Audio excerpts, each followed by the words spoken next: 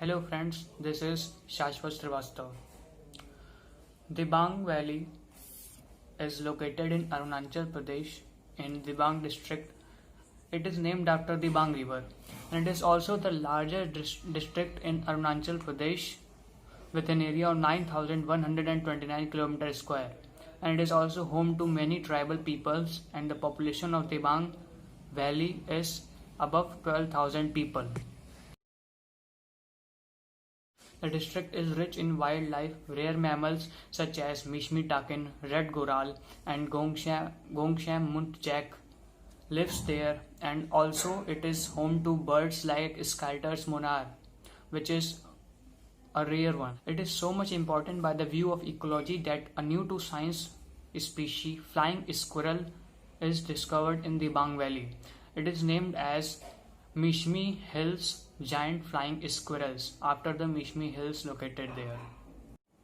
As per 1991 data, about 44.25% of the district is a conservative wildlife sanctuary, and you will be surprised to know that the Dibang Valley is also home to a much rare species, snow-clouded leopard and clouded leopard. The Dibang Valley is also full of rare species of plants and trees. It is also a global biodiversity hotspot. Now the question came that when India is a power surplus country, then why it needs a new project, such a huge project. Building hydropower plants are itself very expensive and they are not as feasible when it compared to the price invested in it. So why we need such huge project in an eco-sensitive area when already India is power surplus? Even when we have not developed, observed and calculated our full potential of generation of electricity and the capacity of existing hydropower projects, how we can say we need one more? The average cost of hydropower project ranges from 30,000 crore, that is $4.5 billion, such a huge amount. And for this unwanted, ecocidal and non-profitable project, about 2.7 lakh trees, which are much precious for our environment, are going to be cut.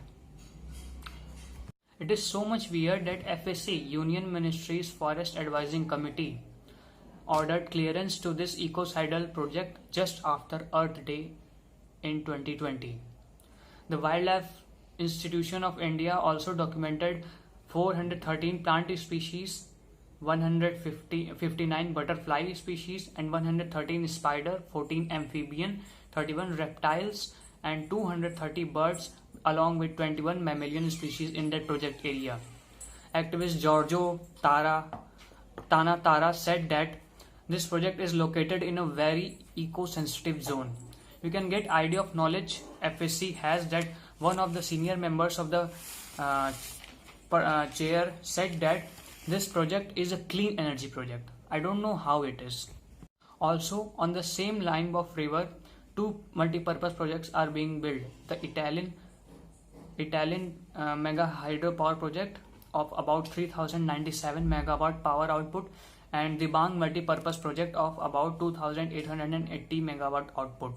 So you can scientifically think that building two such huge hydropower project on same line of river is how much means it is very eco harming, and you can get the idea that the mineral content of the downstream will be so low that aquatic life living in that river now will die totally. Doing deforestation on account of afforestation is totally act of stupidity, because to grow a forest it needs 30 to 40 years, and for that 30 to 40 years it creates a void to pollute more air. There are many violations of eco laws, such as that Article 51A, which shows that it's our duty to protect nature. It is also violation of EIA, Environmental Impact Assessment Law. Also, no public hearing has been held till now in Dibang Valley, which must be held as per the standards of Ministry of Environmental Affairs, and not even the full assessment of that project is being done till now. There are many questions to the authorities and the institutions or the companies involved in this ecocidal so-called the Bang Valley project. Why such a massive hydropower project is being planned when India is itself a power surplus nation? Second, why hydropower project is being planned in an eco-sensitive zone? Third, why there was no public hearing and full assessment of the project? Fourth, why there was no assessment and research on the impact of downstream water by these two big hydropower projects? Fifth, why Ministry of Environmental Affairs don't understand that cutting 2.7 lakh trees is creating a void which can't be filled in less than 30 to 40 years or maybe never, because it is an eco-sensitive area. At last, just wanted to say, share this video and ask the question to the responsible authorities or companies, because it is time to act, because it is time of crisis. Act now. Be a savior of the society and do your duty now.